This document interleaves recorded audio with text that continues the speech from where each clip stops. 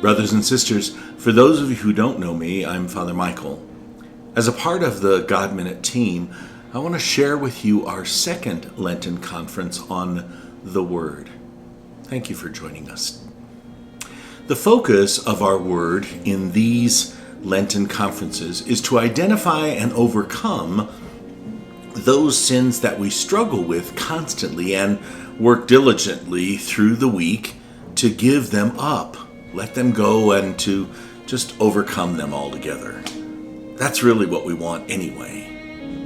The word that I want to focus in on this week is probably one of the most common and perhaps the sin that brings on the most shame and embarrassment for so many.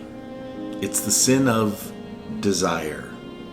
And I don't mean the good kind, like becoming more spiritual or losing a few pounds. Rather, the wrong kind that moves us away from God and often moves us away from each other and brings about even greater sins in our life. So let's explore that, shall we? Desire is a strong feeling of wanting to have something or wishing for something to happen in our lives. Now, let me be really clear. Desire, in and of itself, isn't necessarily sinful. Rather, it's how we act on that desire that can be the most sinful.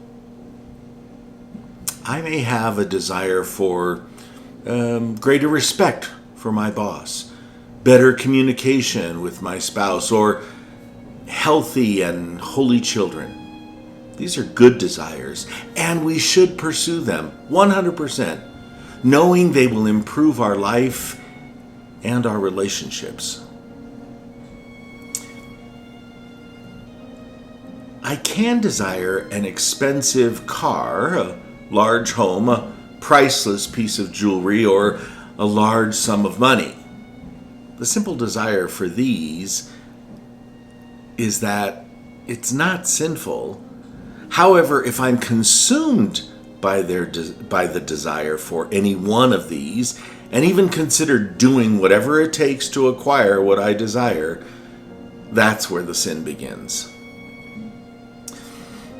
But what I'd like to focus upon for the next few minutes is a particular desire that many people struggle with that results in shame, guilt, and hurt, namely sexual desire, the sins against the sixth commandment. As most human beings know, in this day and age where everything is so explicit on television, in the movies, so available on our computers, and sometimes even in our own conversations with coworkers or friends, a desire can grow into actions that bring shame, guilt, and behavior that is less than godlike. You understand, right? Of course you do. In our Catholic tradition and teaching, we're told that sexual desire in and of itself is good and is considered part of God's plan for humanity. However, when sexual desire is separated from God's design of love, it becomes sinful. Pope St. John Paul II said that lust values the feelings one gets from sex over the person one loves in sex. It reduces the person to an object for gratification rather than a person of dignity who deserves to be loved completely. Then there's the desire of self-gratification, which is often a means to cope with one's emotional state. For instance, you could be feeling lonely, depressed, left out, or aroused or stimulated by things you see or hear or imagine. The desire one approaches and acts upon becomes sinful and another means for feelings of shame, guilt, and further self-loathing, which often leads to more sin. Human sexuality can be one of the most beautiful aspects of God's plan for his children here on earth. But since the fall from grace of Adam and Eve, human sexual practices have drifted from God's purposes.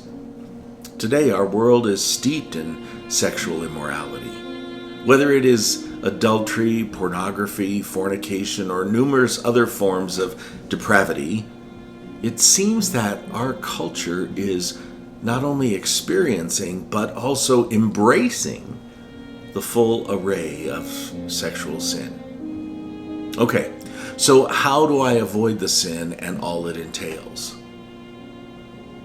A good question. First and foremost, we must desire God and his love over and above these fleeting temptations and desires. One simple way to do that is to choose and say a prayer when these desires come to us. Perhaps something as simple as, "Come, Lord Jesus." Invite the Lord to be in that moment with you. Take a deep breath and pray, "Come, Lord Jesus," slowly and deliberately and consistently.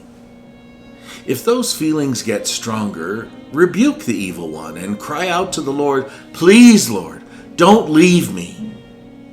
Desperate times call for desperate measures.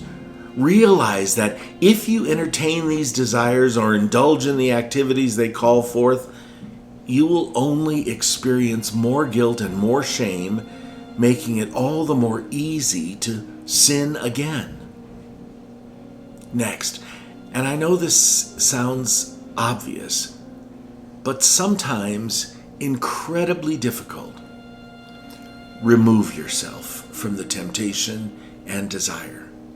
If you're in front of the computer or iPad, walk away. If it's your phone, then shut it down and reboot. The waiting time alone will give you a chance to pray. Do something constructive. Go for a walk.